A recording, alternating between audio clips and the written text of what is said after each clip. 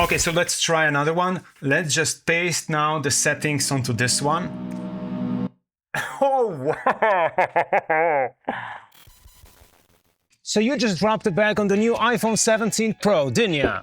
I mean, that's why you clicked this video. So you take it out for a spin, load photos into Lightroom, and then... the photos look like crap. It's hard to put your finger on it, but there's this plasticky, flat, sterile look to them. They look like smartphone photos, not real photography. What's more, people look like plastic dolls. So just to check your sanity, you go back and check your or your dad's old DSLR photos, and then... Now this looks incredible. The colors have soul, there's this richness to textures. It almost looks real. And people actually look like humans. Did you just spend $1,300 or more on a device that gets easily outperformed by a 20-year-old camera that goes for a fraction of that on a flea market? No shit. That's because you've been using it all wrong. Today I will show you how to make that iconic 5D classic look with your iPhone so that the world will look normal again. Now, to achieve that 2006 naivety, there are two things you need to do. First, switch to RAW in your photo app. Secondly, load those files into a RAW editor, preferably Lightroom, and select camera profile that isn't Apple. For starters, Adobe Standard will do just fine. That's it. You're done. Well, there's a bit more to that. Let me explain.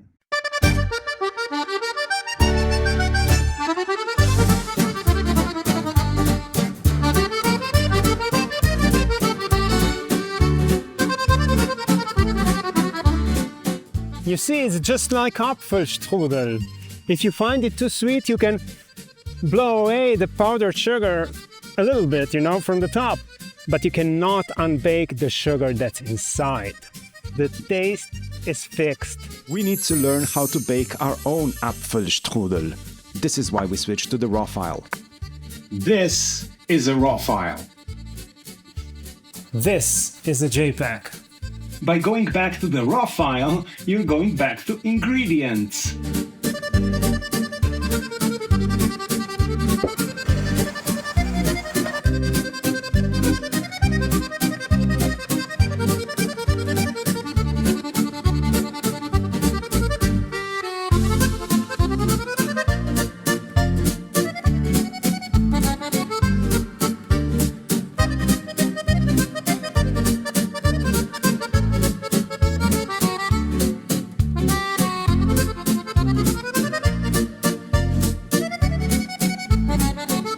And just like every grandma has a baking trick up her sleeve, we need to find our own secret sauce.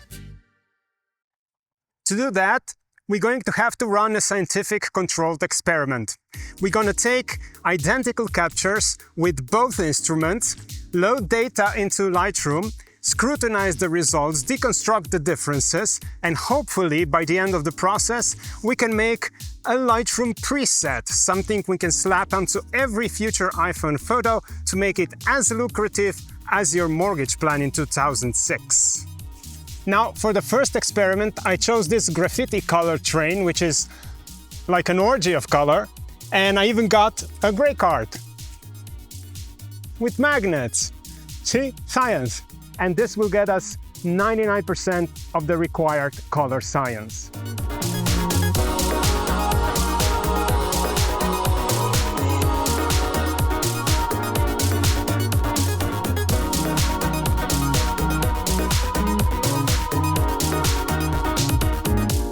Now for this final 1%, we have to tackle the holy grail of color science, the skin tones. So I'm here with Agnes, who is going to model for me today for portraits.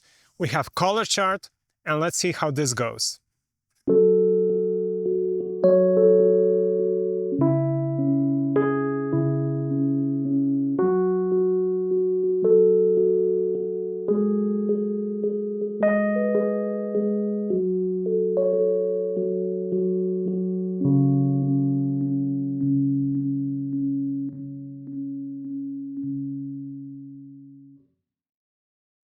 So now it's time to get serious and go to Lightroom. So this is what we're going to do. This is the third time that I'm recording this Lightroom session. And each time when I'm editing photos in real time, the video just gets way too long, like too long. So we will try another method. We will just take a look at the comparison between iPhone and 5D, try to analyze where the differences lie, and then I will just show you the end result with all of the settings printed on the screen. So you can try it yourself, okay? So we begin with a photo of a train. So we have this 100mm lens. This is the iPhone and this is the 5D Classic. Of course, we see that iPhone has this HDR-ish look that will be very quickly solved by changing the preset, whereas 5D is much more contrasty. It has this very, very strong reddish layer, reddish feel to it. This is very characteristic of 5D, actually of all Canon cameras, save for the 1DS. But most of the Canon cameras, 5D, Mark 1, Mark 2, are very reddish looking images. So we'll correct for that. We'll try not to touch sensor calibration too much. HSL will do just fine. Let's jump straight to the results. So this is the edited example of the iPhone trying to match the 5D. So I just went to develop. I press Shift R and I will take the real 5D Classic as a reference, and there you have it, right? Of course, there are some minor differences, like 5D rendered the sky a little more bluish. Maybe there's difference in timing or who knows or whatever. There is some difference in the grass. The grass on iPhone, like in many other cameras, lies in the yellow sector of the HLS, so you can play a bit more with that. But other than that, this is the recipe. So let's just go quickly through it. We had to decrease the exposure a little bit.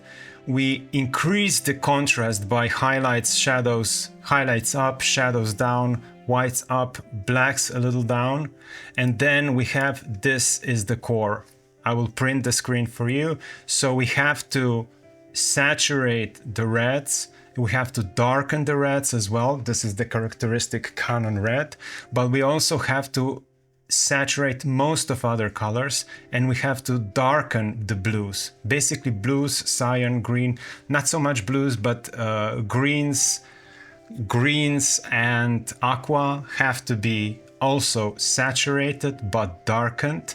And of course, aqua has to be pushed a little more to the green, and yellow has to be pushed a little more to the green side to get this grass.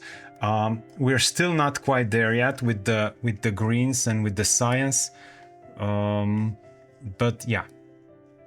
I also did some work on primaries, so +10 for the green primary and -10 for the blue primary. Next thing that you need to do with the iPhone photos, most smartphone photos are very much over sharpened, so we have to reduce sharpening to very little or preferably zero. And most DSLR photos have some vignetting to it, no matter what lens do you use. Of course, this is corrected in smartphones, and we have to introduce a little bit of post crop, or just here, just a little vignetting. Okay, and then we have this more or less characteristic SLR look right there. And now we just save this as preset, create preset, and we are basically done. So this is now the 24mm comparison lens, and of course also the 13mm comparison. We're very close, okay? And this is especially apparent if we take before and after for the iPhone photo, and you can see just how much of a difference this kind of preset will make. Now let's go to portraits. Okay, this is a bit more difficult to calibrate. Here we have 5D versus iPhone already edited, trying to match as much as possible. So again, first we change the profile to Adobe Standard, then I increased the contrast, then I did very similar adjustments as with the train. Unfortunately, here we don't have the color chart, but I'll show you another photo. And basically I left alone the color calibration in this case, and I just reduced the sharpness, and let's just together add a little bit of vignetting. Okay, and that's basically it. Okay, if you want to take another look at the HLS, that's basically it. Okay, and if we apply this preset to another capture, here we have the iPhone, and we'll take, we'll drop the 5D as a reference.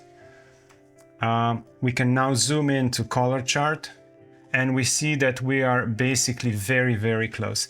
Now, maybe I overdid the reds on this one, so we can lighten up the reds a little bit back. Maybe we can desaturate them a little bit. And that's basically it.